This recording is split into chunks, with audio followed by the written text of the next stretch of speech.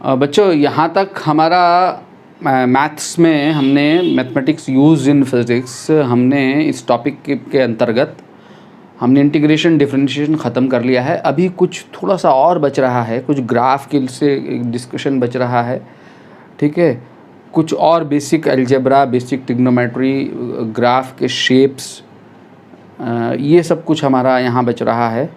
उसको हम in between अपने इसी चैप्टर में इन बिटवीन जब हम ग्राफ स्टार्ट करेंगे काइनेमैटिक्स में, वहीं पर पढ़ेंगे, ठीक है। मैं स्टार्ट करने जा रहा हूँ अभी आपका काइनेमैटिक्स, ठीक है। आज आपका फर्स्ट लेक्चर है। आज का डिस्कशन जो होगा वो हमारा होगा distance, displacement, average speed, average velocity, instantaneous speed, instantaneous velocity, इस पे हमारा डिस्कशन होगा, ठीक है। तो डिस्टेंस सबसे पहले हम देखें काइनेमैटिक्स। काइनेमैटिक्स क्या चीज़ है? काइनेमैटिक्स में हम क्या पढ़ते हैं? काइनेमैटिक्स जो है वो है हमारा study of motion of object, study of motion. काइना है, इसका मतलब ही मोशन होता है, ठीक है, मोशन, ठीक है। और मैटिक्स का मतलब क्या? मैथ्स, ठीक है। Study of motion of object, हम काइनेमैटिक्स में ऑब्जेक्ट के मोशन को स्टडी कर रहे होते हैं without studying cause of motion. Motion के कॉज को हम स्टडी नहीं करते। हमारे जो 2 चैप्टर हैं उसमें हमने काइनेमैटिक्स के, हमारे पास 2 चैप्टर है, chapter number 3 and chapter number 4 NCERT में। चैप्टर नंबर 3 जो है उसमें हमने पढ़ना है बच्चों मोशन इन स्ट्रेट लाइन, ठीक है। हम पहले मोशन इन स्ट्रेट लाइन पढ़ेंगे, उसके बाद वेक्टर पढ़ेंगे, वेक्टर पढ़ने के बाद हम पढ़ेंगे motion in 2D, 2 dimension and 3 dimension. 3 dimension को ओनली न्यूमेरिकल हम देख रहे होंगे, ठीक है। हमने बेसिकली हमारे सिलेबस में 2 डायमेंशन मोशन है, तो मोशन इन स्ट्रेट लाइन और मोशन इन 2 डायमेंशन हमने पढ़ना है बच्चों, ठीक है। स्ट्रेट लाइन मोशन को रेक्टिलिनियर, लीनियर की जगह यहाँ पे क्या कहते हैं? रेक्टिलिनियर मोशन भी कहते हैं, रेक्टिलिनियर, ठीक है, रेक्टिलिनियर मोशन या 1D मोशन भी आप इसे कह सकते हैं, 1 डायमेंशनल मोशन भी इसको आप कह सकते हैं, जब पार्टिकल एक स्ट्रेट लाइन में मूव कर रहा होगा, ठीक है, स्ट्रेट लाइन में चल रहा होगा, ठीक, तो वो मोशन रेक्टिलिनियर या 1D मोशन कहलाएगा, ठीक है। तो मोशन की स्टडी में बच्चों हमने क्या करना है, जरा इस बात को ध्यान से देखें। हमने क्या क्या पढ़ना है यहाँ पर इन 2 चैप्टर में। जो हमने क्वांटिटीज़ पढ़नी हैं, जो हमारे सामने जो फिजिकल क्वांटिटीज़ आएंगी वो कौन कौन सी आएंगी? हमारे पास आएगा एक डिस्टेंस, ठीक है, जो कि स्केलर क्वांटिटी है, और दूसरा आएगा डिस्प्लेसमेंट, जो कि वेक्टर क्वांटिटी है, ठीक है। आप मोशन में एक चीज़ का बहुत ध्यान देंगे, स्केलर और वेक्टर, इन 2 चीज़ों को आप ध्यान रखेंगे कि जब हम क्वेश्चन को कर रहे हैं तो हम स्केलर क्वांटिटी डील कर रहे हैं या वेक्टर क्वांटिटी डील कर रहे हैं, ठीक है। तो कैसे डील करेंगे 1 डायमेंशन मोशन में वेक्टर को और 2 डायमेंशन में, ये मैं दोनों में अलग अलग तरीके से बताऊँगा, ठीक है। तो डिस्टेंस एंड डिस्प्लेसमेंट। दूसरा क्या पढ़ेंगे हम? स्पीड एंड वेलोसिटी, ठीक है, एंड एक्सेलरेशन एंड जर्क। ये सब हमारे वेरी कर रहे होंगे। मोशन में क्या आता है? मोशन की जब बात हो रही होती है तो बॉडी यहाँ से वहाँ अगर बॉडी चल रही है तो वो कुछ डिस्टेंस चली होगी, बॉडी में कोई डिस्प्लेसमेंट भी हुआ होगा, स्पीड भी होगी, वेलोसिटी भी होगी, एक्सेलरेशन, जर्क। ये सारी चीज़ें जो हैं किसके साथ वेरी कर रही होंगी? टाइम के साथ वेरी कर रही होंगी। डिस्टेंस टाइम के साथ वेरी कर रही होगी, डिस्प्लेसमेंट टाइम के साथ वेरी कर रहा होगा, स्पीड एंड वेलोसिटीज़ टाइम के साथ वेरी कर रही होंगी या कांस्टेंट होंगी, एक्सेलरेशन और ये सब कुछ जो है टाइम के साथ वेरी और पोजीशन के साथ वेरी कर रहे होंगे, ठीक है।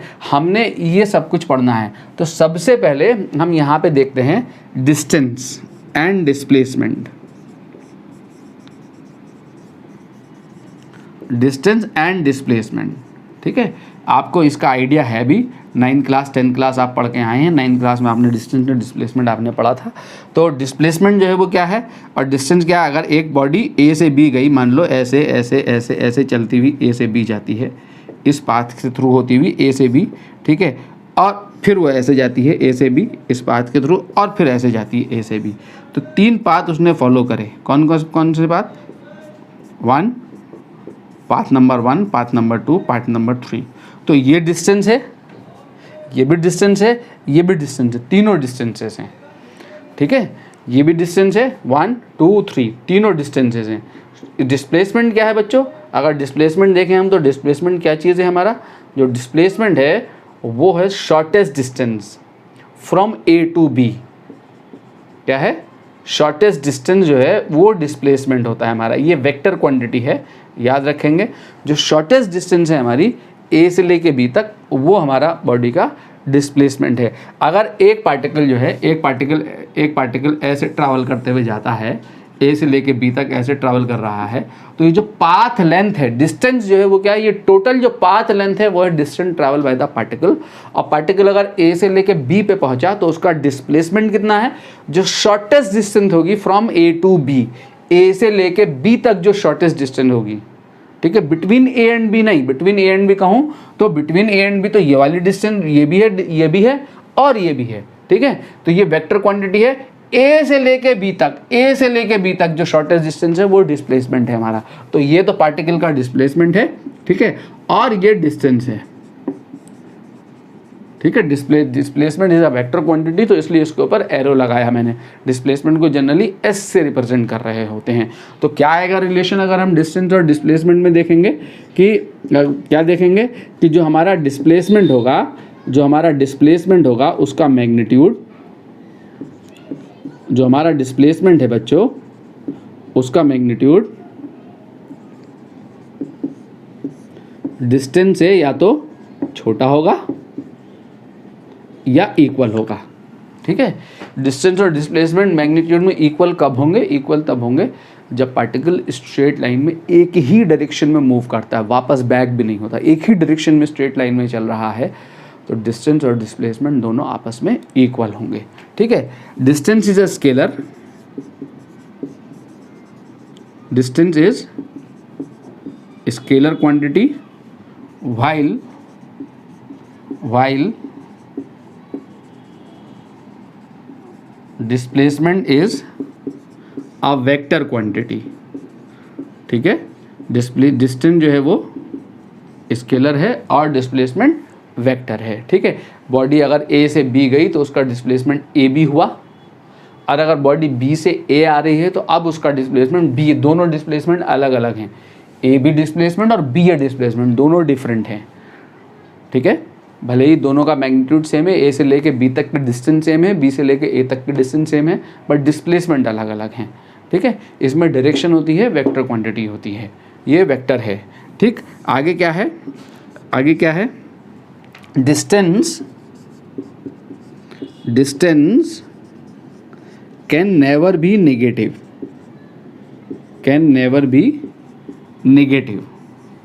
डिस्टेंस कभी भी नेगेटिव नहीं हो सकती, एंड नेवर डिक्रीजेस, कभी भी डिस्टेंस डिक्रीज नहीं करेगी, याद रखना। कौन डिक्रीज करेगा? ठीक है, distance can never be negative and never decreases, ठीक है। अगर एक बॉडी ऐसे गई ए से बी पे और वापस बी से लौट के ए से बी पे गई और बी से वापस घूम के वापस ए पे आ गई, ए से बी पे गई और बी से वापस ए पे आ गई, ठीक है। तो ए से बी की डिस्टेंस अगर 100 मीटर है तो डिस्टेंस कितना हुई? 100 मीटर, और वापस आई तो डिस्टेंस कितनी होगी? 200 मीटर, फिर गई 300 मीटर, फिर आई 400 मीटर। तो डिस्टेंस कभी नहीं घटेगी, बट डिस्प्लेसमेंट घट सकता है। बॉडी का डिस्प्लेसमेंट ए से ले बी कितना हुआ? 100 मीटर हुआ। अब बॉडी जब वापस आएगी तो अब डिस्प्लेसमेंट डिक्रीज करेगा, ठीक है। जब बॉडी बी से ए पहुंच जाएगी तो डिस्प्लेसमेंट वापस कितना हो गया? 0, ठीक है। तो displacement, distance can never be negative and never decreases. जब डिस्टेंस नेगेटिव नहीं होगी तो ध्यान देना, जब भी आप डिस्टेंस में और टाइम में ग्राफ खींचोगे तो डिस्टेंस और टाइम ग्राफ खींचोगे तो ग्राफ ऊपर को ही चढ़ता हुआ मिलेगा हमेशा, ग्राफ वापस लौट के नहीं आएगा। अगर ये डिस्टेंस टाइम ग्राफ है, अगर यहाँ पे डिस्टेंस प्लॉट की गई है और यहाँ पे टाइम प्लॉट किया गया बच्चों, तो डिस्टेंस टाइम ग्राफ ऐसे ऊपर जाके कभी नीचे नहीं उतरेगा, याद रखना, क्योंकि डिस्टेंस कभी घटेगी नहीं, ये ग्राफ ऊपर को ही चढ़ता चला जाएगा। ये ग्राफ जो होगा हमेशा ऊपर को ही चढ़ता चला जाएगा, ऊपर को ही चढ़ेगा। अगर डिस्टेंस टाइम ग्राफ है, नीचे को डाउन नहीं होगा कभी भी। जब भी पोजीशन और टाइम में ग्राफ ऊपर चढ़ के नीचे उतरा तो इसका मतलब वो ग्राफ जो है कौन सा ग्राफ है, डिस्प्लेसमेंट टाइम ग्राफ है। ऊपर चढ़ के जो नीचे उतरेगा ग्राफ वो डिस्प्लेसमेंट टाइम ग्राफ होगा। ठीक है, एक बात कि डिस्टेंस टाइम ग्राफ कभी नीचे को नहीं उतरेगा, ऊपर ही ऊपर को चलेगा। और दूसरी बात, चूंकि डिस्टेंस कभी नेगेटिव नहीं हो सकती, इसलिए डिस्टेंस टाइम ग्राफ कभी भी टाइम एक्सीस, ये जो टाइम एक्सीस है इसके नीचे नहीं जाएगा। टाइम एक्सीस के नीचे जाने का मतलब ये होगा कि हमारी डिस्टेंस जो है वो क्या हो गई, नेगेटिव हो गई। ठीक है, तो डिस्टेंस हमारी कभी, ठीक है बच्चों,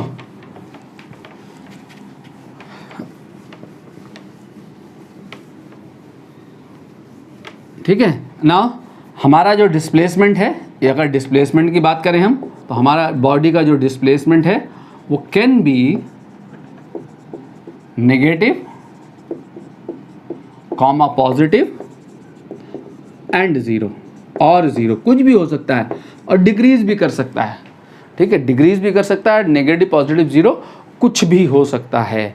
ठीक है, ग्राफ ऊपर जाके नीचे भी आ सकता है। अगर ग्राफ ऐसा है ऊपर जाके नीचे आया, तो ये कौन सा ग्राफ है, ये पोजीशन है, यहाँ पे टाइम है तो क्या पोजीशन है यहाँ पे, ये पोजीशन टाइम ग्राफ कौन सा ग्राफ है, ये डिस्प्लेसमेंट टाइम ग्राफ है। ठीक है, ये डिस्प्लेसमेंट टाइम ग्राफ है। ऊपर चढ़ा ग्राफ, यहाँ से ऊपर को चढ़ा ग्राफ, यहाँ से ऊपर को चढ़ा, बॉडी का डिस्प्लेसमेंट बढ़ के यहाँ 100 मीटर हो गया, एस हो गया। अब बॉडी नीचे आने लगी वापस, कितने समय में, इतने टाइम में, इतने टाइम में बॉडी यहाँ 0 से स्टार्ट करी बॉडी, इतने टाइम T1 में, इतने टाइम में बॉडी का डिस्प्लेसमेंट बढ़ के एस हुआ, और फिर यहाँ से यहाँ तक का जो टाइम था, ये टाइम एक्सीज है, इतने टाइम में डिस्प्लेसमेंट वापस घट के 0 हो गया। करस्पॉन्डिंग अगर आप डिस्टेंस टाइम ग्राफ खींचेंगे तो वो कभी नीचे नहीं आएगा, वो ऊपर ही ऊपर जाना है, उसको ग्राफ को ऊपर ही ऊपर जाना है, कभी डाउन नहीं होगा। ठीक है, तो डिस्टेंस कभी घटेगी नहीं, टाइम एक्सिस के नीचे नहीं जाएगा। अगर ये ग्राफ टाइम एक्सिस के नीचे चला गया, ऐसे चला गया, तो इसका मतलब अब डिस्प्लेसमेंट बॉडी का क्या हो गया, नेगेटिव। यहाँ से चला था डिस्प्लेसमेंट 0 से एस, एस से 0, जब यहाँ आ गई बॉडी, ठीक है, और जब नीचे को चला गया ग्राफ, तो इसका मतलब अब डिस्प्लेसमेंट जो है देखो यहाँ नेगेटिव हो गया। ठीक है, इस ग्राफ को डिटेल में आगे समझेंगे हम। अगर टाइम एक्सिस से नीचे चला गया, इसका मतलब बॉडी जो है का डिस्प्लेसमेंट नेगेटिव हो गया। नेगेटिव डिस्प्लेसमेंट होने का मतलब जो इनिशियल पॉइंट था, बॉडी एक डायरेक्शन में जाके वापस आके उस पॉइंट को क्रॉस करके अपोजिट डायरेक्शन में चली गई। ठीक है, डिस्प्लेसमेंट के नेगेटिव होने का मतलब ये है कि मैं यहाँ ग्राउंड पे खड़ा हूँ, ठीक है, यहाँ गड्ढा है, मैंने बॉडी को ऊपर को फेंका, बॉडी 100 मीटर हाइट तक गई, डिस्प्लेसमेंट 100 मीटर हुआ, वापस ग्राउंड पे आई, डिस्प्लेसमेंट 0 हो गया, अब गड्ढे में अंदर चली गई। ग्राउंड पे आई, डिस्प्लेसमेंट 0 हो गया, अब गड्ढे में अंदर चली गई। ठीक है, कुएं में अंदर चली गई, तो अब डिस्प्लेसमेंट बॉडी का क्या होने लगा, नेगेटिव डायरेक्शन में बॉडी चल दी, नेगेटिव डिस्प्लेसमेंट हो गया बॉडी का। ठीक है बच्चों, कुछ 1-2 क्वेश्चन देखें, छोटे छोटे क्वेश्चन, डिस्प्लेसमेंट डिस्टेंस के क्वेश्चन आप देख कर सकते हैं बहुत आसानी से। बच्चे 2 क्वेश्चन है, ठीक है, डिस्टेंस डिस्प्लेसमेंट है, बहुत ईजी क्वेश्चन है, देख सकते हैं। पहला क्वेश्चन क्या, particle start from rest at point A 1,2,-3 metre and reaches at point B 3,4,5, find magnitude of displacement. Displacement का मैग्नीट्यूड बताना है। तो पार्टिकल कहाँ से चला, पॉइंट ए से चला, पॉइंट ए का कोऑर्डिनेट कितना दिया हुआ, 1, 2, -3, कहाँ पहुँचा, पॉइंट बी पे पहुँचा, ये पॉइंट बी है मान लो, पॉइंट बी का कोऑर्डिनेट आपको कितना दिया हुआ है, 3,4,5 मीटर में दिए हुए। कैसे गया पार्टिकल, मान लो ऐसा कुछ पाथ फॉलो करके गया। ठीक है, हमने मैग्नीट्यूड ऑफ द डिस्प्लेसमेंट बताना है, तो मैग्नीट्यूड ऑफ द डिस्प्लेसमेंट क्या होगा, displacement the shortest distance.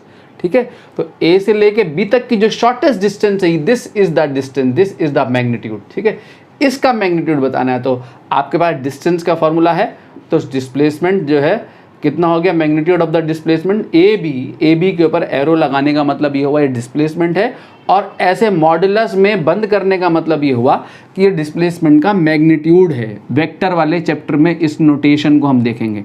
A B के ऊपर एरो लगाने का मतलब ये हुआ कि ए से लेके बी तक ये डिस्प्लेसमेंट है, और इसको मॉडुलस में डालने का मतलब ये हुआ कि ये वेक्टर का मैग्नीट्यूड है बच्चों। ठीक है, तो क्या आ जाएगा, दो पॉइंट के बीच के डिस्टेंस का फॉर्मूला लगा दो, 3 - 1 का होल स्क्वायर। ठीक है, 3 - 1 का होल स्क्वायर, x2 - x1 का whole square, plus y2 - y1 का होल स्क्वायर।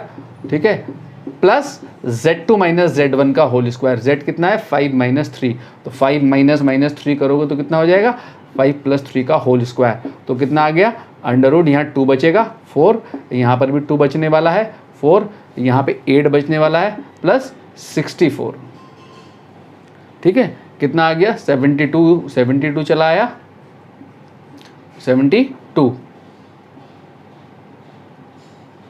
तो 36 इंटू 2 क्या लिख सकते हो 36 इंटू 2, तो ये क्या हो गया आपका, ये आपका आ जाएगा 6√2।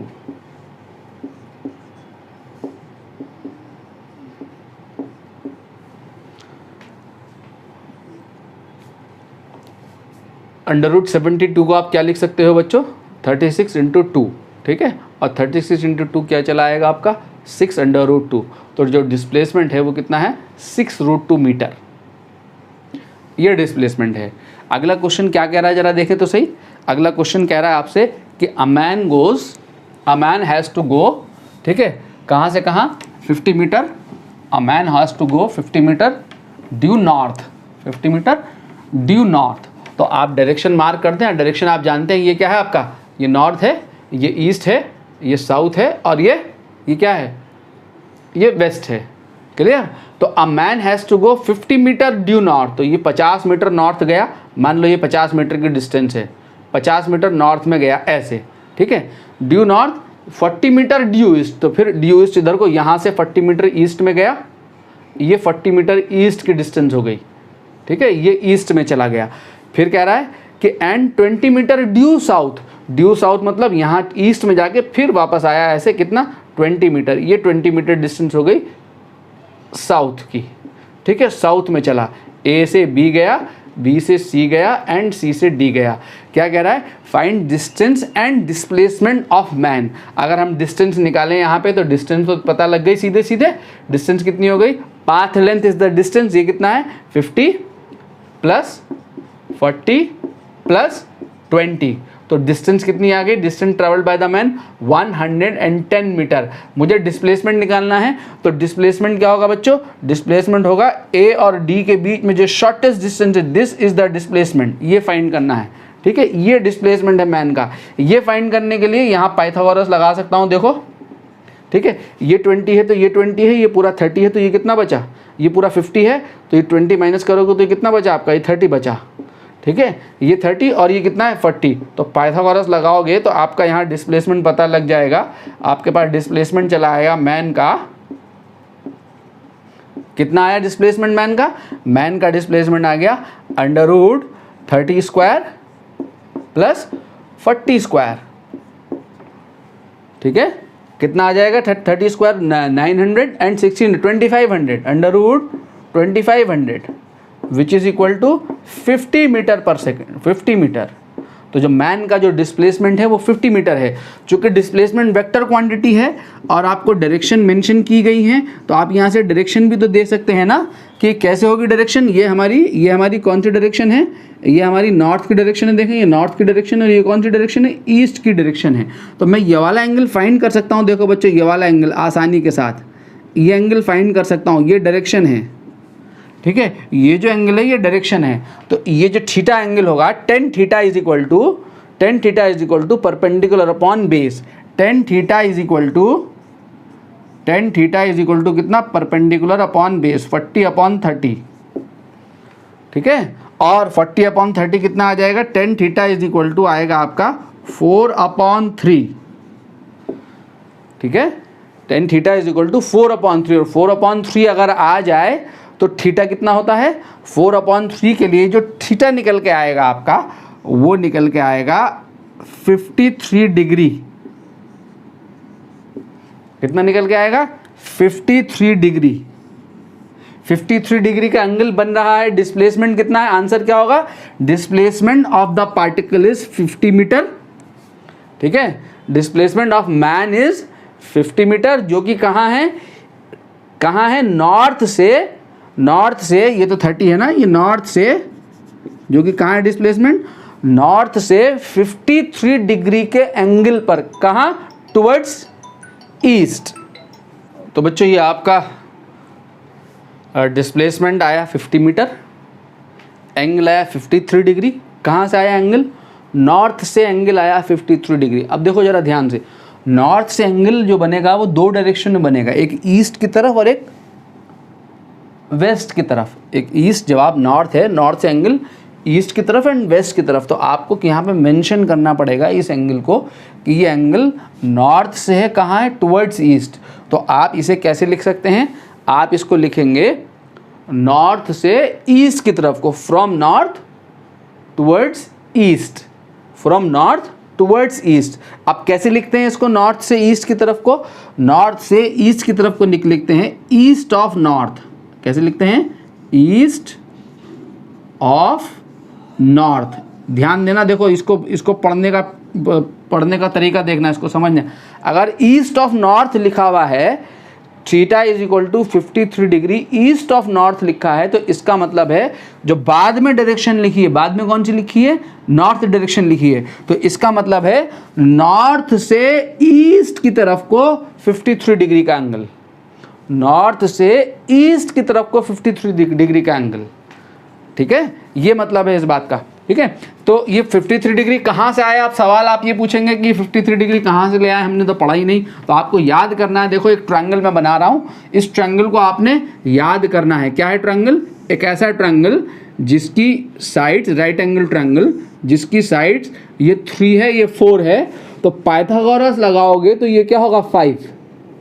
ठीक है, इससे ऐसा ट्रायंगल जिसकी साइड 3, 4, 5 होती हैं, उसमें 3 के सामने वाला, 3 के सामने वाला एंगल लगभग 37 डिग्री का होता है। 37 डिग्री से थोड़ा लेस होता है स्लाइट, लेकिन 37 ले लेते हैं। ठीक है, तो 3, 4, 5 वाला जो ट्रायंगल होगा राइट एंगल, उसमें 3 के सामने कितना होगा, 37 डिग्री। ये 90 डिग्री है, तो बचा कितना, इन दोनों का सम 90, तो ये कितना बचा, 53 डिग्री। तो 4 के सामने कितना होगा, 53 डिग्री होगा। इसको आपने याद रखना है, ये हमारा पूरे मैकेनिक्स में ये ट्रायंगल हमारे सामने अब बार बार आता रहेगा, याद रखना। जब आप यहाँ से देखेंगे तो यहाँ से आप कोई भी वैल्यू निकाल सकते हैं। 1037 डिग्री कितना होगा, 1037 डिग्री होगा परपेंडिकुलर, इसके सामने का परपेंडिकुलर ये अपॉन बेस, यानी 3/4। और अगर आपको 1053 डिग्री चाहिए तो 1053 डिग्री कितना होगा, 1053 डिग्री पर इस 53 के सामने परपेंडिकुलर वाली साइड ये होगी 4/3, परपेंडिकुलर अपॉन बेस। इस एंगल के लिए परपेंडिकुलर ये होगा, बेस ये होगा 4/3।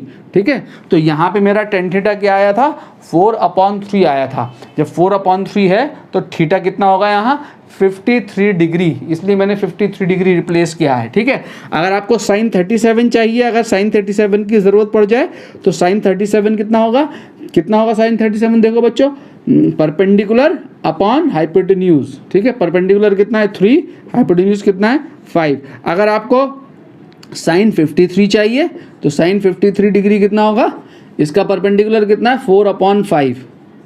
ठीक है, ऐसे ही आप cos 37 भी निकाल सकते हैं। cos 37 is equal to cos 37 base upon hypotenuse 4/5 and sin 37 is equal to cos 53 is equal to cos 53 निकाल सकते हैं। cos 53 इज इक्वल टू कितने होगा, इसका बेस ये है 3/5। ठीक है, ऐसे sin cos 10 की हमें एंगल की 37 और 53 डिग्री के एंगल पे वैल्यूज़ हमें चाहिए होती हैं। तो ये वैल्यूज़ की जगह इस ट्रायंगल को याद कर लेना है, 3, 4, 5, 3 के सामने 37 डिग्री। ठीक है, इससे आप ये वैल्यूज़ फाइंड आउट कर सकते हैं। तो आंसर क्या आया हमारा, आंसर आया कि displacement of the man is 50 metre, कहाँ, at 53 degree from north towards east, जिसको क्या लिखेंगे, north of east. North of east, इसको भी देख लें एक बार, डायरेक्शंस को, डायरेक्शंस हमारे सामने आएंगे बार बार।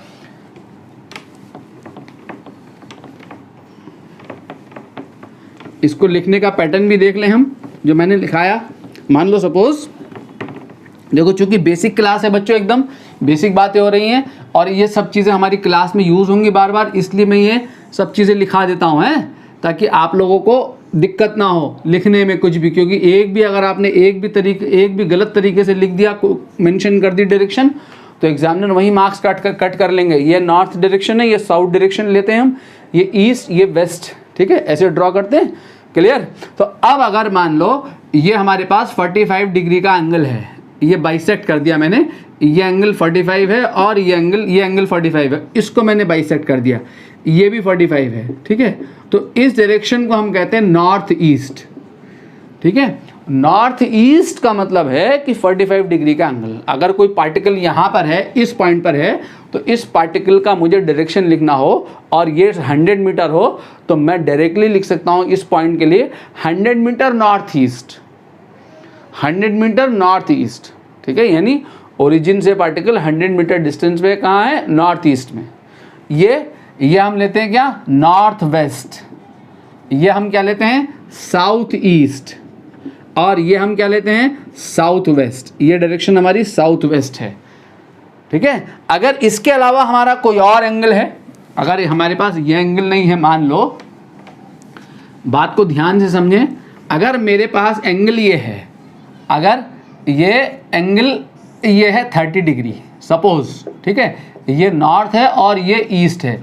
अब इस डायरेक्शन को मैं नॉर्थ ईस्ट नहीं कह सकता खाली, ठीक है। खाली आपके पास नॉर्थ ईस्ट लिखा हुआ है ओनली, तो नॉर्थ ईस्ट ओनली लिखे होने का मतलब 45 डिग्री के एंगल पर, नॉर्थ से 45 एंगल या ईस्ट से 45 एंगल, एक ही बात है, ठीक है। नॉर्थ वेस्ट लिखे होने का मतलब ओनली नॉर्थ वेस्ट लिखे होने का मतलब क्या, कि 45 डिग्री के एंगल पे बॉडी की पोजीशन है। अगर बॉडी की पोजीशन नॉर्थ वेस्ट मेंशन है, किसी पार्टिकल की पोजीशन, किसी पॉइंट की पोजीशन नॉर्थ वेस्ट मेंशन है, इसका मतलब 45 डिग्री के एंगल पे लाइन पे कहीं पर पार्टिकल है, ठीक है। अब कितना डिस्टेंस है, डिस्टेंस मेंशन हो जाए कि 200 किलोमीटर पे है, तो यहाँ से 100 किलोमीटर के डिस्टेंस पर नॉर्थ वेस्ट, क्लियर। लेकिन अगर ये है तो इसको नॉर्थ वेस्ट नहीं कहेंगे, इसके लिए बाकायदा एंगल मेंशन करेंगे।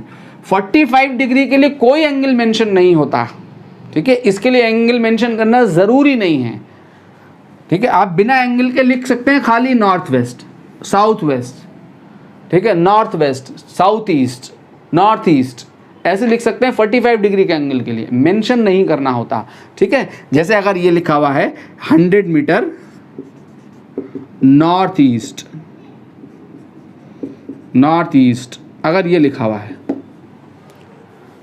ठीक है, इसका मतलब ये डायरेक्शन यहाँ से 100 मीटर के डिस्टेंस पे आपने पॉइंट को लोकेट कर देना है। लेकिन अगर इसको मेंशन करना है तो इसको आपने मेंशन करना पड़ेगा बाकायदा, कहाँ से एंगल है, ईस्ट से एंगल है नॉर्थ की तरफ को, कहाँ से एंगल है, ईस्ट से एंगल है नॉर्थ की तरफ को, तो नॉर्थ ऑफ ईस्ट ऐसे लिखेंगे आप इस डायरेक्शन को, ठीक है। बाद वाले से पढ़ना शुरू, ईस्ट से नॉर्थ की तरफ को 30 डिग्री का एंगल, अगर ये डायरेक्शन आपने मेंशन करनी हो। आप चाहें तो ये भी डाल सकते हैं, जब आप ये डालेंगे 60 डिग्री, ये 60 डिग्री डालेंगे, तो इसी को और इसी डायरेक्शन को आप ऐसे भी लिख सकते हैं 60 डिग्री। अब 60 डिग्री नॉर्थ से ईस्ट की तरफ को है, तो नॉर्थ से ईस्ट की तरफ को आप कैसे लिखेंगे, 60 डिग्री ईस्ट ऑफ नॉर्थ। तो किसी पॉइंट की लोकेशन को, अगर ये पॉइंट है पॉइंट ए, ये पॉइंट जो है आपका 50 मीटर मार्क पे है, तो आप ऐसे लिख सकते हैं 50 मीटर, ठीक है, 50 मीटर, और इन दोनों में से कोई एक बात लिख दें, इन दोनों में से कोई एक बात लिख दें, 50 metre 30 degree north of east या 60 डिग्री ईस्ट ऑफ नॉर्थ, ठीक है। अगर आपने ये डायरेक्शन मेंशन करनी हो, मान लो ये वाली डायरेक्शन मेंशन करनी हो, ये एंगल आपका 37 डिग्री का है, ठीक है, ये 37 डिग्री का एंगल है, और ये आपका जो है मान लो 100 किलोमीटर मार्क है, कोई पॉइंट प्लेन ए से उड़ा और बी पे पहुंच गया 100 किलोमीटर के डिस्टेंस पे, ठीक है। आपने इस प्लेन की पोजीशन को बताना है, ये नॉर्थ है, ये वेस्ट है, ठीक है। तो प्लेन की पोजीशन को बताने के लिए आपको क्या लिखना होगा, 100 किलोमीटर, ये तो आपने प्लेन की ओरिजिन से डिस्टेंस लिख दी, डिस्प्लेसमेंट लिख दिया, ठीक है। अब आपने बताना होगा ओरिजिन से 100 किलोमीटर कहाँ है। 100 किलोमीटर तो ओरिजिन से इनफाइनाइट डायरेक्शन हो जाएंगी, अब कहाँ है, तो कहाँ के लिए 37 डिग्री आप एग्जैक्टली लोकेट कर रहे हैं। 37 डिग्री कहाँ से कहाँ की तरफ को, वेस्ट से नॉर्थ की तरफ को, वेस्ट से नॉर्थ की तरफ को एंगल लिया है मैंने, वेस्ट से नॉर्थ की तरफ को, नॉर्थ ऑफ वेस्ट। ये आप एरोप्लेन की पोजीशन, आपने एग्जैक्ट पोजीशन यहाँ पे एरोप्लेन की डिफाइन कर दी, ठीक है। या किसी पॉइंट की पोजीशन आपने यहाँ डिफाइन कर दी कि ये पॉइंट कहाँ पर है 100 kilometre 37 degree north of west. ऐसे यहाँ पे इसको पढ़ रहे होंगे, ठीक है, वेस्ट से नॉर्थ की तरफ को ऐसे पढ़ेंगे। ठीक है बच्चों, आगे बढ़ते हैं।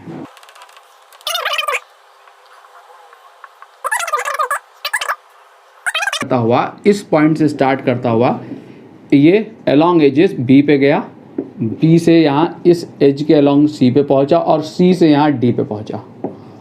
ठीक है, ए साइड का क्यूब है, हमें पार्टिकल के द्वारा distance travel distance and displacement बताना है।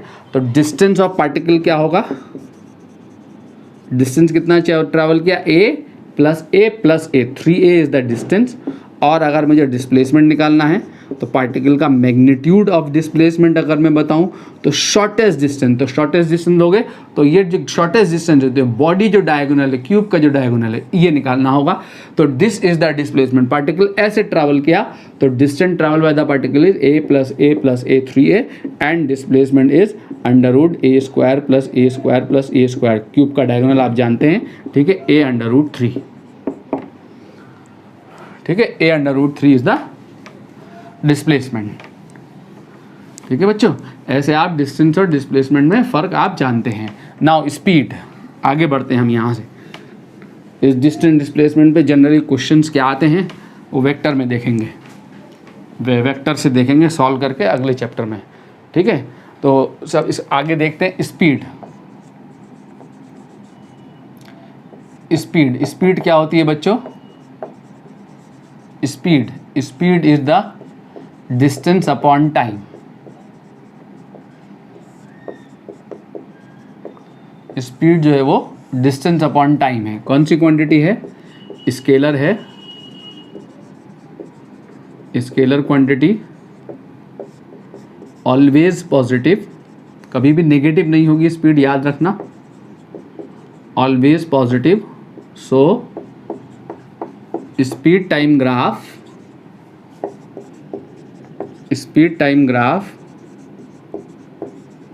कैन नेवर गो, याद रखना, below time axes. Speed time graph कभी भी टाइम एक्सीज के नीचे नहीं जाएगा।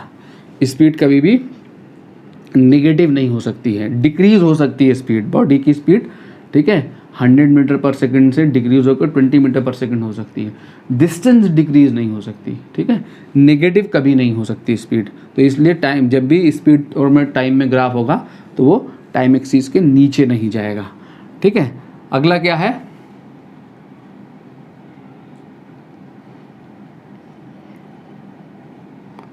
Average speed. अगर हम एवरेज स्पीड निकालें तो एवरेज स्पीड होगी बच्चों क्या, टोटल डिस्टेंस, बॉडी ने जो टोटल डिस्टेंस कवर की अपॉन टोटल टाइम। ठीक है, स्पीड डायरेक्शन पे डिपेंड नहीं करती, याद रखना, does not depend upon direction, speed does not depend upon direction. क्या, does not depends upon direction of motion. ठीक है, और इसकी एसआई क्वांटिटी क्या है, एसआई यूनिट क्या है, metre upon second. SI unit जो है वो मीटर पर सेकंड है। ठीक है, तो एवरेज स्पीड जो होगी वो क्या होगी बच्चों, total distance upon total time. Average speed is the total distance upon total time. इस एवरेज स्पीड पे हम क्वेश्चन कर रहे होंगे अभी। नाउ इंस्टेंटेनियस स्पीड,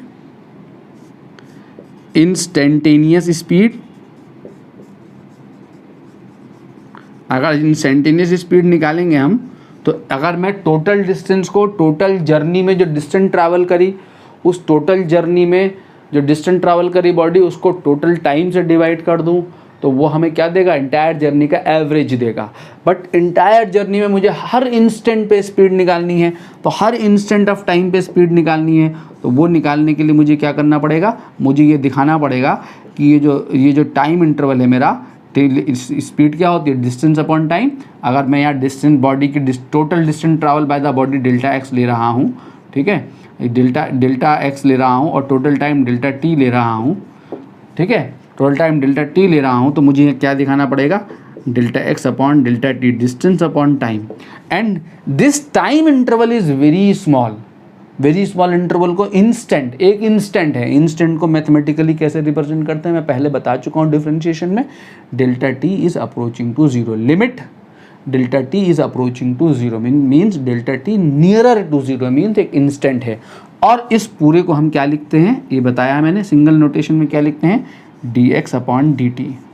ये हमारी इंस्टेंटेनियस स्पीड होगी, जो कि हमारी फिजिकल मीनिंग है किसकी, डिफरेंशिएशन की, कि डिफरेंशिएशन जो है वो हमें क्या देता है, इंस्टेंटेनियस रेट देता है।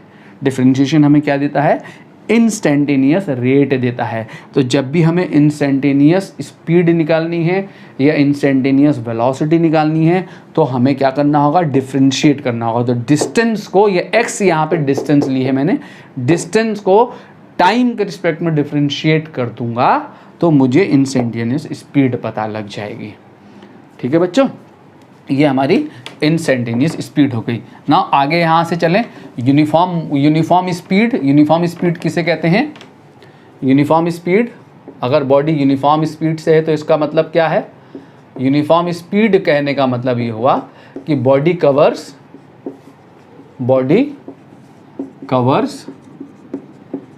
इक्वल डिस्टेंसेस, डिस्प्लेसमेंट मत लिखना, मैं यूनिफॉर्म स्पीड लिख रहा हूँ, यूनिफॉर्म मोशन नहीं लिख रहा हूँ, ध्यान देना। Body covers equal distances in equal interval of time regardless of direction, equal interval of time. Body अगर इक्वल डिस्टेंस ट्रैवल कर रही है, पहले सेकंड में बॉडी 10 मीटर डिस्टेंस ट्रैवल की तो बॉडी की स्पीड कितनी है, 10 मीटर पर सेकंड है। अगले सेकंड में भी 10 मीटर चली, अगले सेकंड में भी 10 मीटर चली, अगले सेकंड में भी 10 मीटर चली, डायरेक्शन कुछ भी हो, ठीक है, डायरेक्शन बॉडी की कुछ भी हो तो मैं क्या कहूँगा, body is moving with uniform speed regardless of direction, regardless of direction, direction कहीं भी हो, ठीक है, बॉडी की डायरेक्शन कहीं भी हो, कि बॉडी 10 मीटर ऐसे चली 1 सेकंड में, फिर 10 मीटर ऐसे चली 1 सेकंड में, ठीक है, फिर 10 मीटर ऐसे चली, फिर 10 मीटर ऐसे चली, डिफरेंट दिशाओं में बॉडी चली, ठीक है, but every second distance travel by the body same है। तो इसका मतलब बॉडी की स्पीड जो है वो क्या है, कांस्टेंट है, यूनिफॉर्म स्पीड या कांस्टेंट स्पीड। वेरिएबल स्पीड किसे कहते हैं, वेरिएबल स्पीड का मतलब हुआ कि body covers unequal distances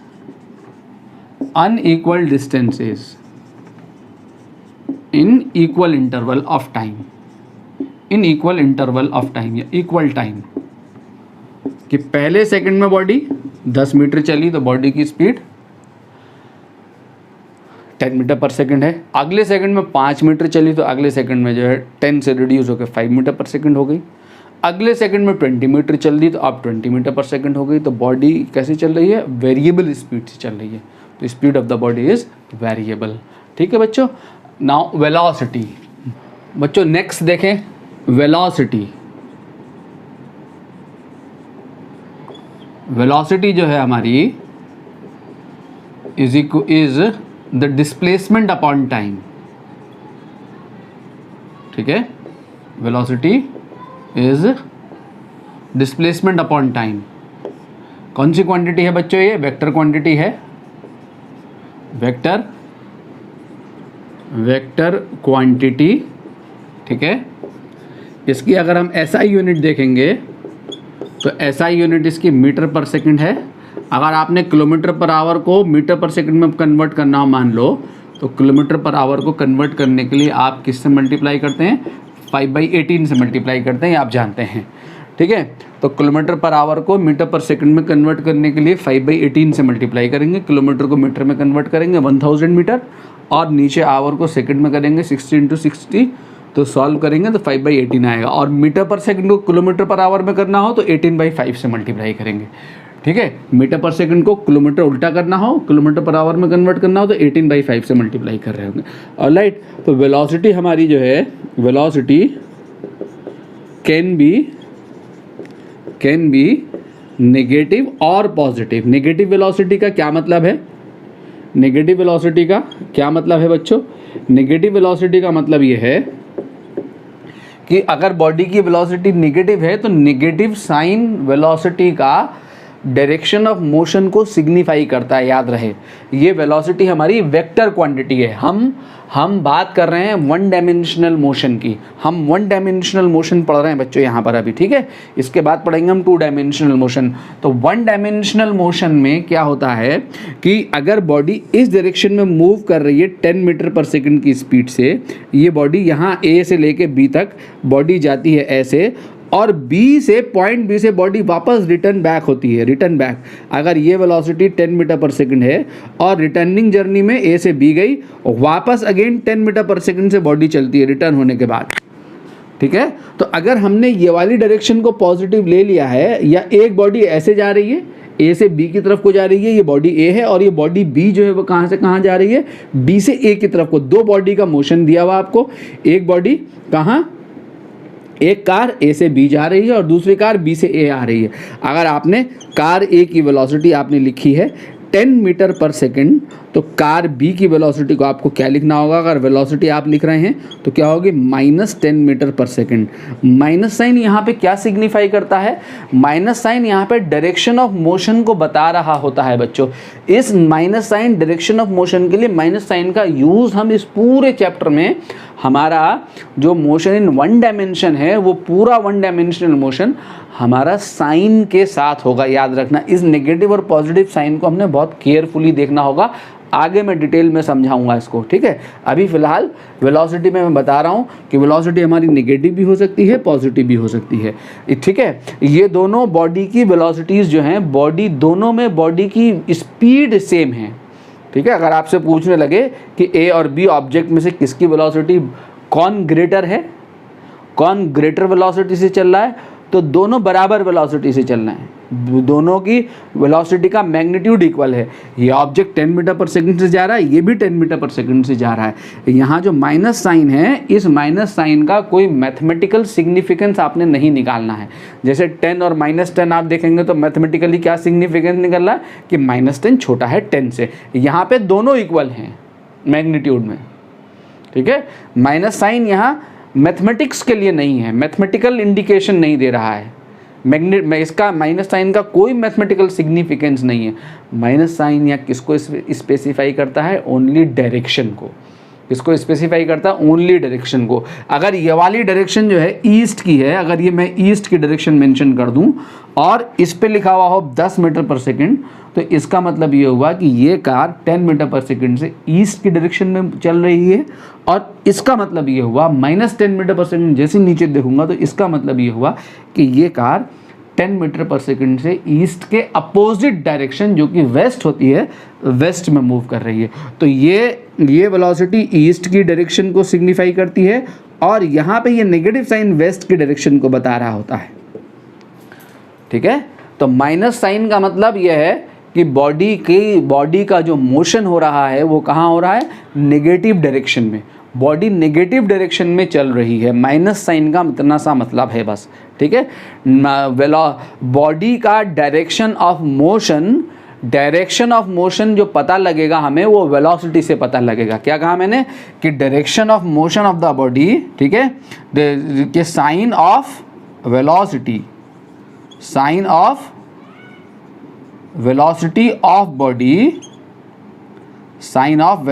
of body indicates direction of motion of body। याद रहे, एक्सेलरेशन का साइन बॉडी के मूवमेंट की दिशा को नहीं बताता है। बॉडी के डायरेक्शन ऑफ मोशन को, मैंने क्या कहा? बॉडी के डायरेक्शन ऑफ मोशन को एक्सेलरेशन का साइन नहीं बताता। एक्सेलरेशन पॉजिटिव या नेगेटिव है, तो एक्सेलरेशन के साइन को देख के ये बिल्कुल भी पता नहीं लग रहा होता कि body is either moving in positive direction और नेगेटिव डायरेक्शन। किससे पता लगेगा? ना डिस्प्लेसमेंट के साइन से पता लगता है कि बॉडी किस डायरेक्शन में चल रही है, ठीक है। डिस्प्लेसमेंट का पॉजिटिव और negative sign direction of motion को बिल्कुल नहीं बताएगा, याद रहे।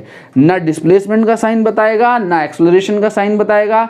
डायरेक्शन ऑफ मोशन जो पता लगेगा वो पता लगेगा only with the sign of the velocity. अगर वेलोसिटी पॉजिटिव है, ठीक है, वेलोसिटी का पॉजिटिव साइन ये बता रहा है कि body is moving in positive direction. Positive direction कौन सी होगी? पॉजिटिव डायरेक्शन वो डायरेक्शन होगी जिसको हम असाइन कर रहे होंगे, ठीक है, जिसको हम असाइन कर रहे होंगे। हम अभी आप अपनी जर्नी में देखेंगे कैसे असाइन करते हैं, ठीक है।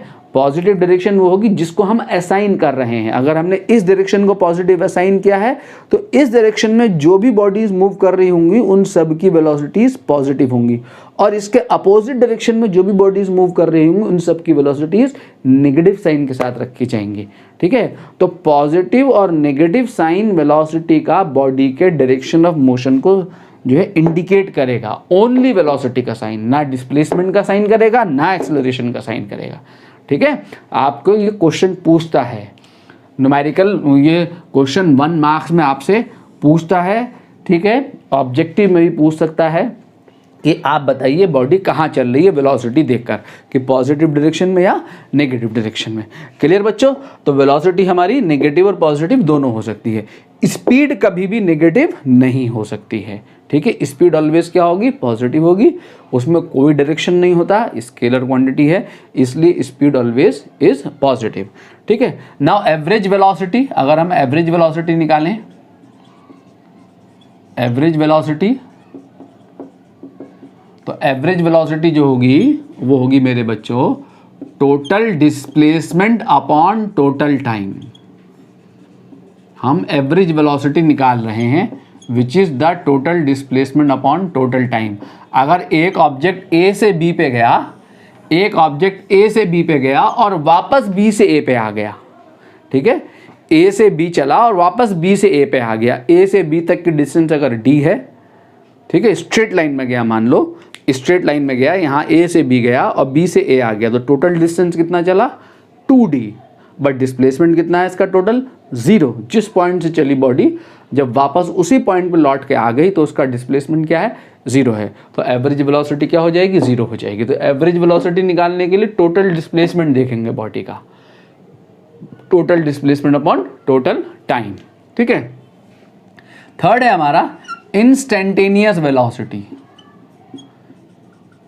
इंस्टेंटेनियस वेलोसिटी, जब मैंने क्या करा, एंटायर जर्नी के डिस्प्लेसमेंट को, जो जर्नी है हमारी, जो टोटल जर्नी है उसके टोटल डिस्प्लेसमेंट को, नेट डिस्प्लेसमेंट को टोटल उस जर्नी में लगे हुए टाइम से डिवाइड कर दिया, तो वो हमें एवरेज वेलोसिटी देगा।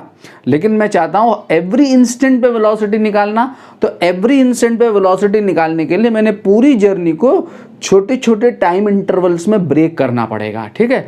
छोटे छोटे टाइम इंटरवल्स में ब्रेक करने के बाद मैं क्या करूँगा, ये छोटा सा टाइम इंटरवल रिप्रेजेंट करने का तरीका होता है limit delta t is approaching to 0।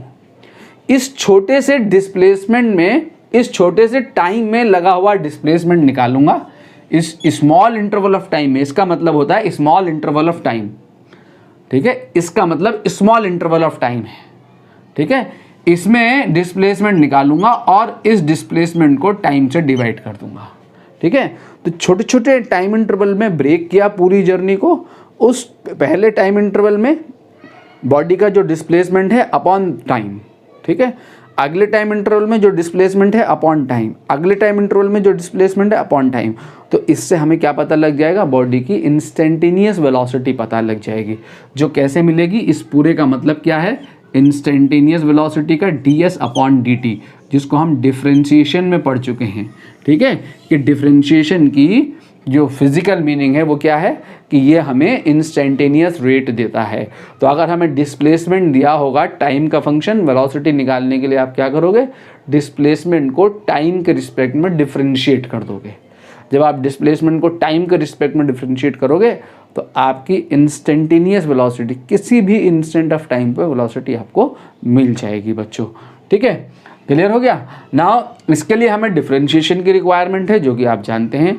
इसके लिए हमें डिफरेंशिएशन नहीं चाहिए, यहाँ पर यहाँ पे हमें टोटल डिस्प्लेसमेंट बॉडी का निकाल के उसको टोटल टाइम से डिवाइड करना है। जैसे एक क्वेश्चन हमें यहाँ पे आपको समझाऊं, अगर आप क्वेश्चन समझना चाहते हैं कि मान लो बॉडी का displacement of the body is given by 2t square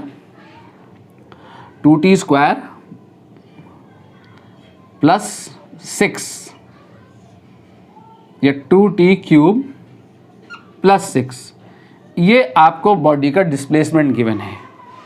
ठीक है, आपसे कहता है कि फाइंड वेलोसिटी ऑफ बॉडी,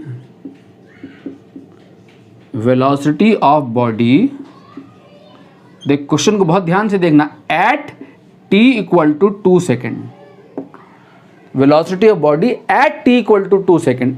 उस पर्टिकुलर इंस्टेंट ऑफ टाइम पे वेलोसिटी निकालनी है। कौन सा पर्टिकुलर इंस्टेंट? 2 सेकेंड वाला। तो ये कौन सी वेलोसिटी निकालनी है हमने? इंस्टेंटेनियस। अगर आपसे ये कहता है find average velocity of body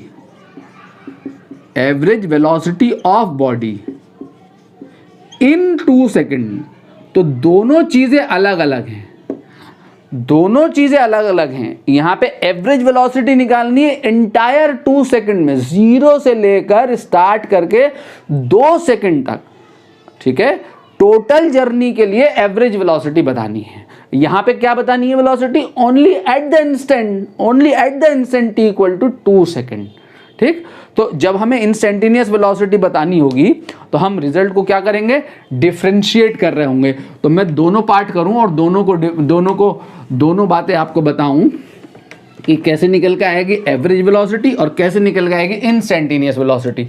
तो फर्स्ट पार्ट करने के लिए अगर मैं इंस्टेंटेनियस वेलोसिटी निकालूं, तो इंस्टेंटेनियस वेलोसिटी उसने पूछा है, तो इंस्टेंटेनियस वेलोसिटी निकालने के लिए बच्चों डिस्प्लेसमेंट को उठाकर आप डिफरेंशिएट कर देंगे। ठीक है, अब डिस्प्लेसमेंट कितना दिया है आपको? 2t cube upon 6। तो इस s की जगह पे ये 2t क्यूब प्लस 6 यहां पुट करोगे आप। तो जब 2t cube upon 6 plus put करोगे तो 2t क्यूब प्लस 6 आ गया ये।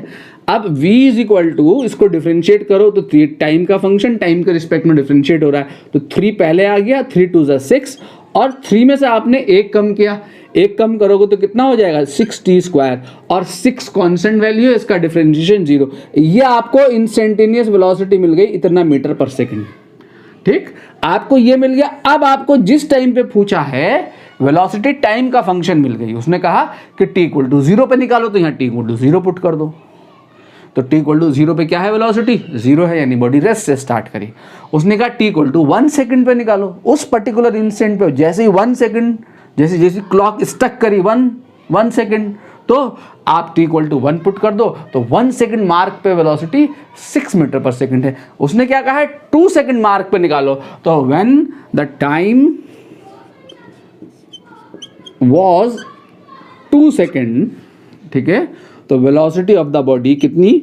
6 इंटू 2, t की जगह यहाँ पे 2 पुट कर दो, 6 इंटू 2, 2 2 ज़ा 4 एंड 4 2 ज़ा 4 6 ज़ा 24 metre per second.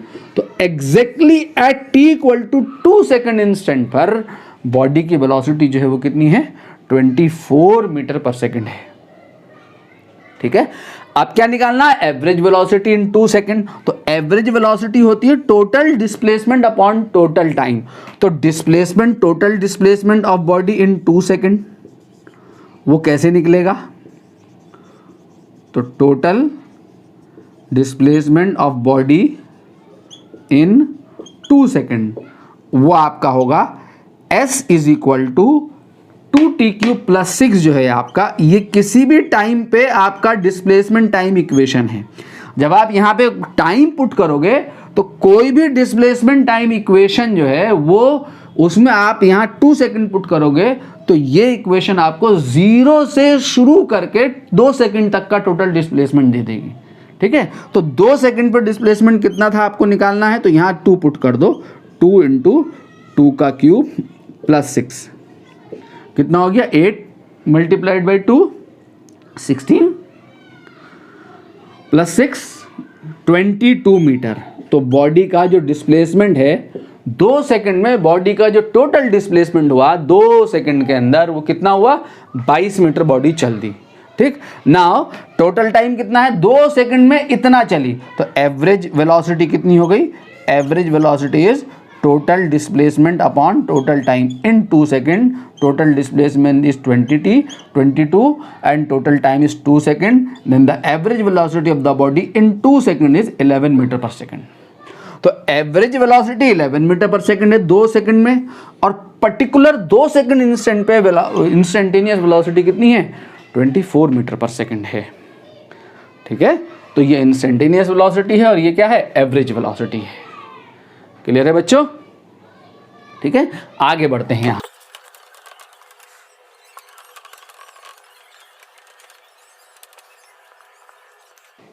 Now uniform velocity, uniform velocity को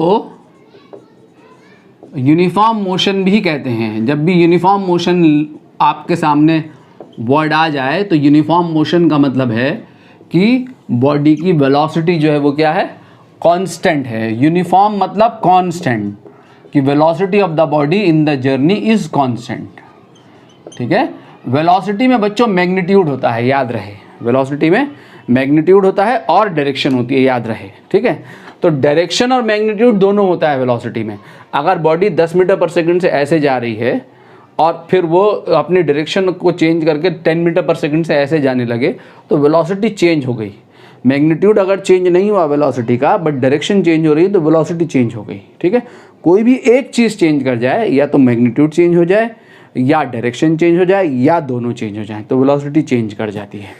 ठीक है, तो यहाँ पे वेलोसिटी कांस्टेंट कब होगी, वेलोसिटी होती है डिस्प्लेसमेंट अपॉन टाइम, और डिस्प्लेसमेंट भी वेक्टर क्वांटिटी है। अगर एक बॉडी 10 मीटर ऐसे चली और फिर 10 मीटर ऐसे चली, तो ये दोनों डिस्प्लेसमेंट आपस में इक्वल नहीं है। अगर ये बॉडी को कवर करने में, ये 10 मीटर कवर करने में बॉडी को 2 सेकंड लगते हैं, इस 10 मीटर को कवर करने में 2 सेकंड लगते हैं, तो यहाँ पे स्पीड कितनी है, distance upon time 10/2 5 metre per second. यहाँ पे स्पीड कितनी है, 5 मीटर पर सेकंड। तो यहाँ और यहाँ दोनों जगह बॉडी की स्पीड तो कांस्टेंट है, बट वेलोसिटी कांस्टेंट नहीं है। वेलोसिटी कांस्टेंट क्यों नहीं है, क्योंकि डिस्प्लेसमेंट चेंज हो रहा है। यहाँ पे डिस्प्लेसमेंट इस डायरेक्शन में है 10 मीटर 2 सेकंड में, और यहाँ पे डिस्प्लेसमेंट इस डायरेक्शन में है 2 सेकंड में, तो ये दोनों डिस्प्लेसमेंट इक्वल नहीं कहलाएंगे। ठीक है, ये दोनों डिस्प्लेसमेंट इक्वल कब होंगे, ये दोनों डिस्प्लेसमेंट इक्वल तब होंगे जब दोनों के दोनों डिस्प्लेसमेंट एक ही डायरेक्शन में होंगे।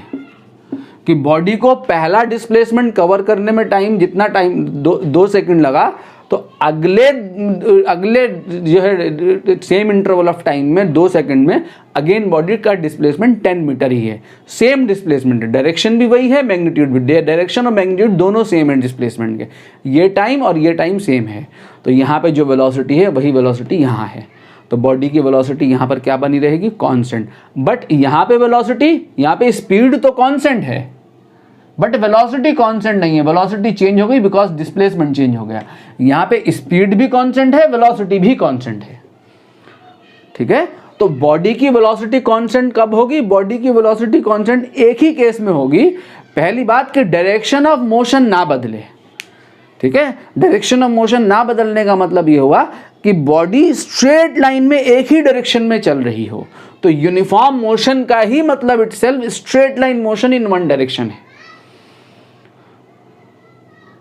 ठीक है, यूनिफॉर्म मोशन जब भी हम कहेंगे, वेलोसिटी कांस्टेंट तभी रह सकती है। तो मैं क्या कहूंगा, कौन से मोशन को यूनिफॉर्म मोशन कहूंगा, कि displacement of body in equal interval of time is equal. ठीक है, if body covers equal displacement, not distance, मैं डिस्टेंस नहीं लिख रहा हूं, याद रहे, इक्वल डिस्प्लेसमेंट। ठीक है, तो यहां डायरेक्शन ऑफ मोशन चेंज ना हो, यहाँ पे ये दोनों डिस्प्लेसमेंट इक्वल नहीं है, डायरेक्शन ऑफ मोशन बदल गया, तो बॉडी का डिस्प्लेसमेंट बदल रहा है। ठीक है, ये सिचुएशन होनी चाहिए, दोनों डिस्प्लेसमेंट में टाइम भी सेम लगना चाहिए। ठीक है, equal displacement in equal interval of time, in equal interval of time, then motion is said to be uniform. Motion जो है वो क्या कहलाता है हमारा, यूनिफॉर्म मोशन कहलाता है।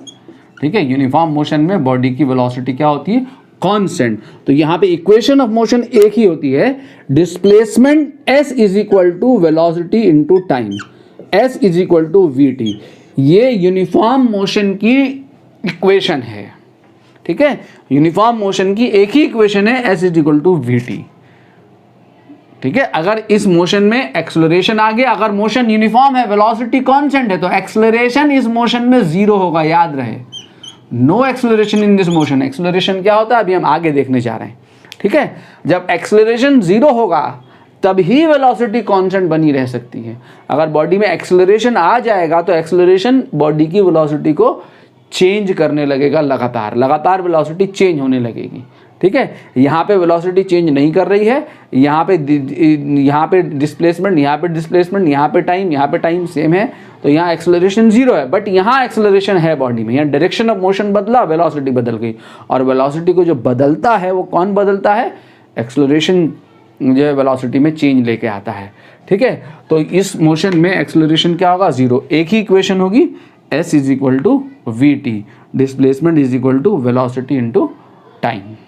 ठीक है, कुछ क्वेश्चन देखते हैं बच्चों, ये हमारा जो डिस्कशन हुआ इस पर कुछ क्वेश्चन देखते हैं बच्चों, एक एक करके इन क्वेश्चंस को करते हैं। देखें जरा, पहला क्वेश्चन क्या कह रहा है, a particle covers whole journey with speed v1 v2 and v3 in time t1 t2 and t3, find average speed of particle. ठीक है, तो पहली होल जर्नी मान लो ये होल जर्नी है। ठीक है, तो इस होल जर्नी को 3 टाइम में, पहला टाइम में यहाँ से t = 0 से यहाँ से स्टार्ट करा, ये वाला टाइम a से लेके b तक जाने में जो टाइम लेता है कितना लेता है, t1। ठीक है, और b से लेके c तक जाने में टाइम लेता है कितना, t2, और c से लेके d तक जाने में टाइम लेता है t3। तो टोटल टाइम कितना हो गया, t1 + t2 + t3। ठीक, और पहले टाइम में जो पहले टाइम t1 तक जो उसकी स्पीड थी वो कितनी थी, v1 थी, दूसरे के लिए स्पीड थी v2, और तीसरे समय में उसकी स्पीड v3 थी। क्वेश्चन क्या कह रहा है, a particle covers whole journey मान लिया मैंने ad है। ठीक है, ad is the whole journey with speed v1 v2 v3 in time t1 t2 t3। तो होल जर्नी में t1 समय के लिए इतनी स्पीड थी, t2 समय के लिए इतनी स्पीड थी, t3 समय के लिए इतनी स्पीड थी। कह रहा find average speed of particle. तो एवरेज स्पीड निकालने के लिए हमें क्या चाहिए, total distance upon total time. Total time तो है मेरे पास t1 + t2 + t3। अब क्या चाहिए, टोटल डिस्टेंस। तो टोटल डिस्टेंस निकालने के लिए ये वाली डिस्टेंस निकाल लो। तो ये वाली डिस्टेंस कितनी होगी, डिस्टेंस इज इक्वल टू क्या होता है, स्पीड इनटू टाइम। तो v1 t1, ये डिस्टेंस हो गई v1 t1, ये वाली डिस्टेंस x2 निकाल लो कितनी हो गई, v2 t2। ठीक है, और ये वाली डिस्टेंस निकाल लो x3 कितनी हो गई, v3 t3। तो अब आपकी जो टोटल डिस्टेंस हो गई, एवरेज मत कर देना v1 + v2 + v3/3। ठीक है, कि कहीं v1 + v2 + v3/3 कर दो वो एवरेज हो गया, नहीं, टोटल डिस्टेंस निकालनी अपॉन टोटल टाइम। ठीक है, ये फॉर्मूला है एवरेज स्पीड का। तो टोटल डिस्टेंस कितनी हो गई टोटल डिस्टेंस हो गई x1 + x2 + x3। ठीक है, x1 डाल दो यहाँ, v1 t1 + v2 t2 + v3 t3। तो अब आपकी जो एवरेज स्पीड आ गई, तो एवरेज स्पीड जो हो गई आपकी वो कितनी हो गई, total distance v1 t1 + v2 t2 + v3 t3 upon t1 + t2 + t3, t1 + t2 + t3, ये आपकी एवरेज स्पीड है। ठीक है, नेक्स्ट क्वेश्चन देखेंगे अगर आप, अगला क्वेश्चन देखें, a particle describes 1/3 of the distance with speed v1। ठीक है, टोटल डिस्टेंस का कितना 1/3 कितनी स्पीड से चलता है, v1 स्पीड से, एंड जो रिमेनिंग कितना बचा 1/3 के बाद 2/3 of the distance with speed v2, find average speed of particle. ठीक है, तो मान लो क्वेश्चन नंबर 2 के लिए आप मान लो 1/3 करना है, तो मान लो टोटल डिस्टेंस 3d है। टोटल डिस्टेंस को आप 3d अज्यूम कर लो, ये टोटल डिस्टेंस आपने अज्यूम कर ली 3d। ठीक है, d भी ले सकता हूं, तो जब d लूंगा तो 1/3 कितना हो जाएगा, d/3, और 2/3 कितना हो जाएगा, 2d/3। लेकिन 3d लूंगा तो क्या होगा, 1/3 कितना हो गया d, और 2/3 कितना हो गया इसका, ठीक है, 2/3 कितना हो गया, जो रिमेनिंग 2d है वो 2/3 हो गया। ये 1/3 is d and 2/3 is 2d। अगर मैंने टोटल डिस्टेंस मान ली सपोज 3d, ठीक है, एलसीएम से बचने के लिए, ठीक है, इजी कैलकुलेशन को इजी करने के लिए d लेके भी कर सकते हैं, सेम ही आंसर आएगा, ठीक है। अब आपको क्या करना है, टोटल डिस्टेंस आपके पास है, इस डिस्टेंस को कवर करता है कितनी स्पीड से, v1 स्पीड से, और इस डिस्टेंस को 2/3 को कवर करता है कितने से, v2 स्पीड से, ठीक है। तो टोटल डिस्टेंस तो आपके पास 3d है, टोटल टाइम और चाहिए, तो इस डिस्टेंस का टाइम निकाल लो, t1 is equal to time is equal to distance upon speed d upon v1। इस डिस्टेंस का टाइम निकाल लो, t2 is equal to distance upon speed, distance कितनी है ये, यहां से यहां तक 2d अपॉन v2, ठीक है। तो अब आपके पास जो टोटल टाइम आ गया, यहां से टोटल टाइम निकालने के लिए t1 प्लस t2 कर दो, टोटल टाइम आपका हो गया t1 प्लस t2। जब आप t1 प्लस t2 करोगे तो कितना आ गया है, d upon v1 plus d upon 2d upon v2, ठीक है। तो टोटल टाइम आपका यहां से, ये 2 क्वेश्चंस मिटा देता हूं बच्चों, 3rd क्वेश्चन बचेगा हमारा। तो हमारे पास जो टोटल टाइम आया वो कितना आया, जरा देखें जरा ध्यान से। तो हमारा टोटल टाइम जो निकल के आएगा, d आपने यहाँ से कॉमन ले लिया, जब d कॉमन लोगे तो यहाँ बचेगा 1 upon v1 plus 2 upon v2। तो ये आपका हो गया d इंटू एलसीएम लोगे v1 v2 plus 2v1 upon v1 v2, ठीक है। ये आ गया आपका क्या, टोटल डिस्टेंस, ये टोटल डिस्टेंस हो गई। नाउ एवरेज स्पीड जो है आपकी क्या हो गई, total distance upon total time. Total distance कितनी हो गई आपकी, 3d is the total distance and the total time ये हो गया आपका, कितना हो गया, d into v2 plus 2v1 upon v1 v2, ये आ गया बच्चों, ठीक है। तो आपका d से d कैंसिल हो जाएगा, तो आपका आंसर आ गया 3v1 v2 upon v2 plus twice of v1। ये आपकी एवरेज स्पीड आ गई, ठीक है। 3rd क्वेश्चन आप खुद कर लेंगे, बहुत आसान इजी क्वेश्चन है ऐसे ही कि a man goes on a straight path from a to b with speed 10 metre per second and comes back with speed 20 metre per second. फिर b से a आ गया वापस, कितने मीटर पर सेकेंड से, 20 मीटर पर सेकेंड से। आपने क्या करना है, फाइंड एवरेज स्पीड निकालनी है एंड एवरेज वेलोसिटी निकालनी है। ये वाला पार्ट आप मुझे करके दिखाएंगे, ठीक है। नेक्स्ट क्वेश्चन देखते हैं बच्चों। एक क्वेश्चन ये है, बहुत अच्छा क्वेश्चन है ये, जितने अभी तक मैंने जो क्वेश्चन कराया एवरेज स्पीड एवरेज वेलोसिटी पे, उनमें सबसे अच्छा क्वेश्चन यही है। ये क्वेश्चन भी आप लोगों ने मुझे करके दिखाना है, ठीक है। क्वेश्चन को एक बार मैं पढ़ देता हूँ। A man moves on a straight path, he travels total distance l, ठीक है। ही travels half of his journey, जो टोटल डिस्टेंस है उसका हाफ यानी l/2 with speed 10 metre per second, ठीक है। तो l/2 डिस्टेंस गया 10 मीटर पर सेकेंड से। आगे कह रहा है, आगे वाले पार्ट पे बहुत ध्यान देंगे, the remaining part of the journey, कितना बचा रिमेनिंग पार्ट, l/2 बचा। पहला हाफ इतनी स्पीड से कवर किया, जो remaining part of the journey covered by him with 20 metre per second for half of the remaining time and with speed 40 metre per second for other half of the remaining time. यानी second half को cover करने में अगर time t2 लग रहा है तो उस टाइम का आधा कर दो, कितना हो गया, t2/2, ठीक है। इतने समय तक उसकी स्पीड 20 मीटर पर सेकेंड थी और next half of the remaining time के लिए स्पीड 40 मीटर पर सेकेंड थी।